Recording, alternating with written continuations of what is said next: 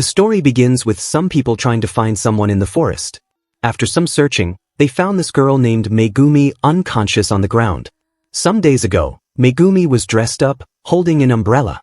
As she walked in the village, villagers questioned her why she was wearing these fancy clothes in the village. There's no fancy places here to visit wearing them. The girl ignored them and moved forward. Megumi always dreamed of going to a college in a big city after graduation and becoming an idol. Megumi hated this village, but there were two things that she liked. It was this fancy European building that was one day suddenly built in this village, and a guy named Yuki. Megumi secretly saw him while he was standing near the window of his house. Then, the scene shifts to a police car entering the village. It turned out that police officers were here because someone found dead bodies in this house. During questioning, the young monk revealed something shocking. He said that he just returned from the funeral of the person of this family. When he called the house to tell them about their dead member, no one picked up. So the young monk came here to find out what's happening. And when he arrived, he found all 3 family members dead. After checking the bodies, police revealed that one member died a natural death because of disease. But other 2 bodies have been decomposed beyond recognition. They assumed that they got attacked by wild wolves living in the forest near the house. A few hours after police officers left the village, the young monk called a doctor. The doctor checked the bodies and revealed that the woman died a natural death, but the other 2 are dead for some days now.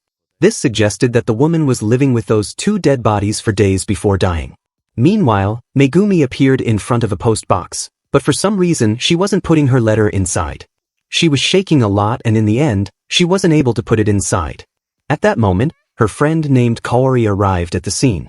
Because of her, Megumi didn't try again and started to walk toward school with her. While walking, Kaori mentioned that the young monk found 3 dead bodies. Megumi didn't care and said that this village is filled with old people, so it's only natural for some to die. Right then, a boy came running toward them, holding a newspaper. He also pointed out the same thing, that a young monk found 3 dead bodies. Megumi didn't bother to hear them and ran away. When she reached the bus stop, she was shocked to see Yuki standing there. She tried to talk to him, but he didn't bother to even look at her. Megumi assumed loudly that he didn't like her and started talking about random stuff. Right when she said that she can't wait to leave this village, Yuki turned around and looked at her. But immediately, he started aura farming again. Seeing that Yuki at least turned around, Megumi was really excited. That night, a redhead was trying to sleep in her house when suddenly, a light flashed at her.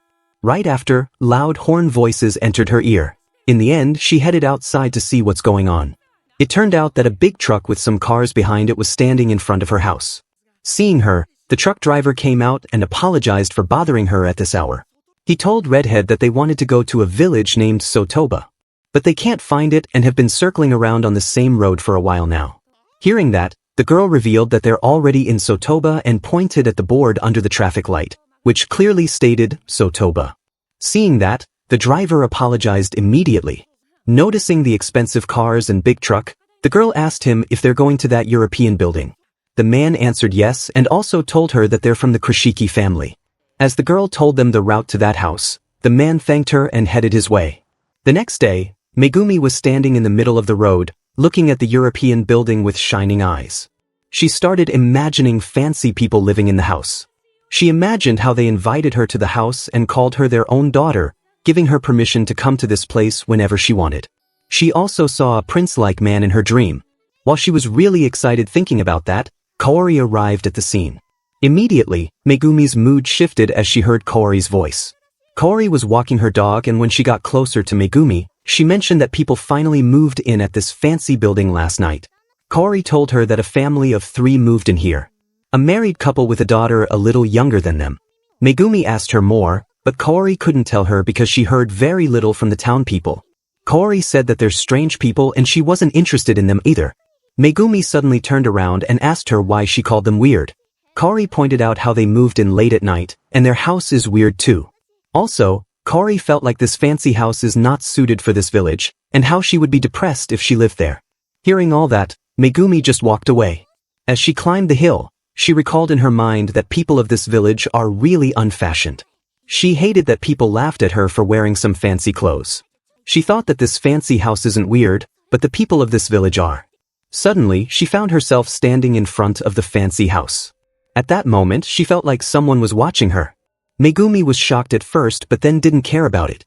She started walking toward the house in her model walk that she practiced. But she couldn't walk properly and fell down with a thud. Right then, the door of the house opened and a man walked out. That night, Megumi didn't come back home. So, her mom called Kaori's mom, asking her to ask Kaori about Megumi. Kaori was shocked and mentioned that Megumi climbed the hill, and then they parted ways. Without wasting a moment, some village people gathered together and went out to find Megumi in the mountain. After some searching, they found her unconscious on the ground. The villagers brought her back home and her parents called the doctor to check on her.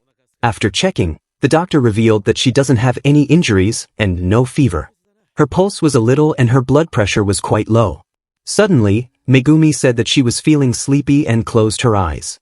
Then, the scene shifts to a man who was talking to a girl. At that moment, Kaori was passing by that place when the man saw her and stopped her. The man pointed at the girl who he was talking to and said that she's Mrs. Kurashiki. Her name is Chizuru.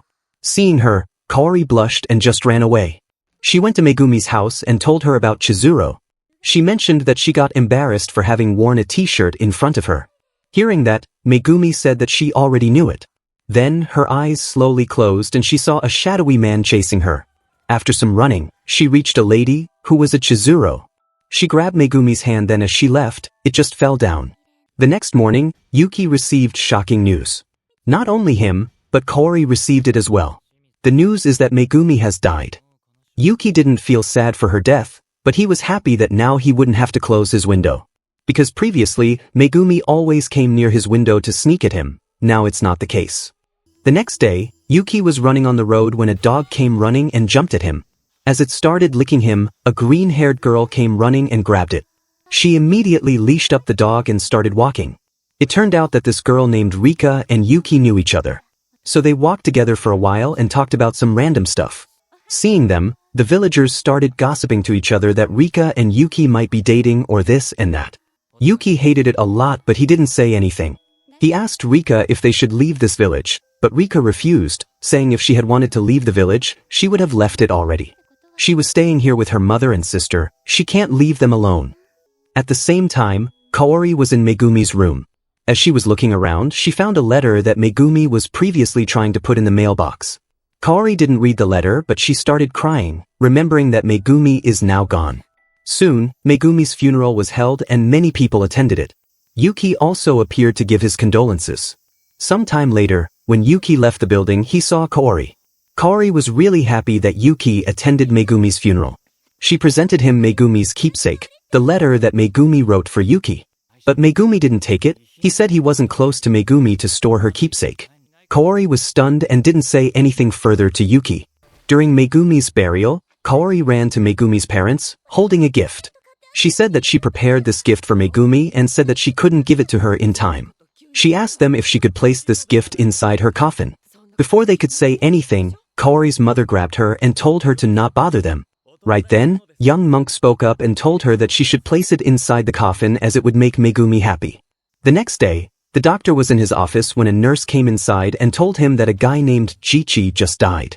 Right after his death report, another report came. An old woman named Fuki has also died. When the doctor visited Fuki's house, an old lady told him that yesterday, Fuji said that she was feeling sleepy and dazed. Hearing that, the doctor remembered that Megumi also said that she was feeling sleepy and died the next day, same as Fuki. The old lady continued, saying that she suggested that they should call a doctor, but Fuji refused. Even though she was in a daze, she said in a clear tone, "Do not call the doctor." After getting all the details from the old lady, the doctor went to his house and called a guy named Ishida. He asked Ishida to get the report of how many people died this month in this village. The night of August 22nd, Yuki was writing something in his diary when he noticed through his window that the bushes outside were moving as if someone's hiding behind them. Yuki didn't bother to check and closed the window. The next day, young monk called the doctor and was worried because 7 people have died in just 2 weeks. When the young monk asked the doctor the cause of Fuki's death, he answered kidney failure. The young monk didn't take that as a reason and asked the doctor to tell him the real reason. Then the doctor revealed that the cause of death for all people who died in the last 2 weeks is unknown. This shocked the young monk and he wondered if it could be an epidemic. The night of August 24th, Ishida came to meet young monk and the doctor to reveal the number of deaths. He reported that 10 people have died in August. Things were looking really bad and they suspected that it might be an epidemic. but it's just a suspicion. The doctor mentioned that everyone who died had a similar case. They first showed some minor symptoms like fatigue, and then their condition worsened in a few days until they eventually died. Then the doctor revealed that a girl named Nao came to his clinic yesterday. She was feeling really sleepy and fatigued, similar to what Megumi felt the day before her death. The doctor examined Nao thoroughly, and detailed result will be out in few days. In the end of their discussion, they decided to not make a fuss about this and first understand the real cause of the death. At the same time, Yuki was standing in front of the closed window and wondered why he started closing the window again. As he was about to open it, he felt like someone's watching him. Subscribe for the next part.